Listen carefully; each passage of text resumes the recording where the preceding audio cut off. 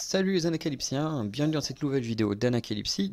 Aujourd'hui on se retrouve pour l'épisode 5, donc on est à la moitié de cette série de vidéos sur Marvel Generation. Et du coup on va parler aujourd'hui du chapitre 5, Hawkeye and Hawkeye, les archers. Donc épisode consacré à Kate Bishop et Clint Barton.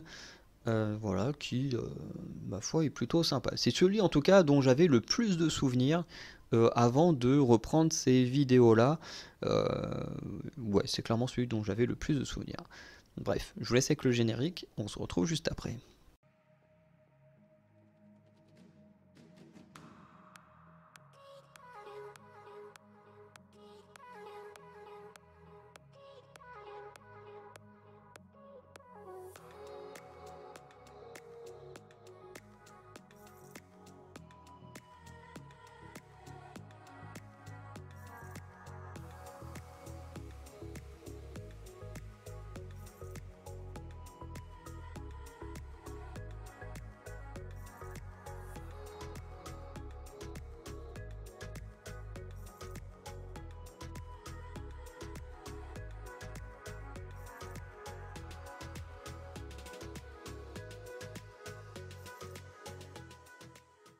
Donc le chapitre commence avec Kate qui se retrouve transportée sur une île où les plus grands tireurs d'élite du monde et même peut-être de différents univers sont en train de s'affronter sur une île et bien sûr parmi eux se retrouve Clint Barton. Ce dernier ne la reconnaît pas, ce qui fait dire à Kate qu'elle est très certainement dans le passé, à une époque où Barton ne l'a pas encore eu sous son aile.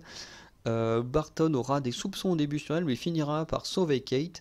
Et on voit qu'en tirant dans la cible qui est sur la ceinture de chaque participant, cela le téléporte très certainement dans le lieu d'origine dont provient le personnage. Kate va se rattraper avec Clint en avant qu'elle connaisse son nom et plein d'informations sur lui grâce à Black Widow, plutôt qu'en disant la vérité. Comme elle s'imagine être dans le passé, elle a peur que cela ait un effet papillon et change ce qui peut se passer dans le présent. Kate réalisera également son rêve de tester le masque de Hawkeye, surtout que quand Hawkeye va prendre Kate sous son aile, je crois qu'il a son nouveau costume noir et tout, où il a juste des lunettes et où il n'avait pas ce masque tout dégueulasse qu'il avait dans les premiers comics.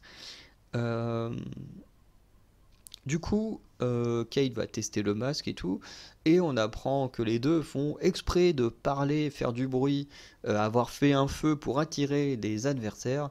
Voilà, Barton, lui, va réussir à vaincre un inconnu, tandis que Kate, elle, va réussir à vaincre Boomerang, ce qui est déjà pas plus mal comme adversaire. Au vu des remarques de Clint, du coup, Kate ne serait pas la seule à avoir voyagé, puisque Clint ne reconnaît pas le costume de Boomerang. Il reconnaît Boomerang, mais pas ce costume-là. Et surtout, il n'a jamais entendu parler de Bullseye, qui est quand même, en termes de tireur d'élite, l'un des plus connus de l'univers Marvel. Mais il semble n'en avoir encore jamais entendu parler. On apprend que Clint ne sait pas comment il a atterri sur l'île, bien qu'il y soit après s'être intéressé au fameux concours du meilleur tireur d'élite de l'univers. Et de plus, il essaye d'empêcher les vilains de s'entretuer et de faire un carnage. Donc, même si ce sont des vilains, Hawkeye, contrairement à un Wolverine, lui a toujours son éthique de héros où il ne faut pas tuer. Après avoir pas mal traîné sur l'île, Clint pense avoir trouvé la base de l'ennemi principal dans un temple, mais ils tomberont sur le Spadassin, qui est le mentor de Clint, qui lui dit venir en paix pour quitter l'île, tout ça, bien que Kate et Clint auront totalement des soupçons sur lui.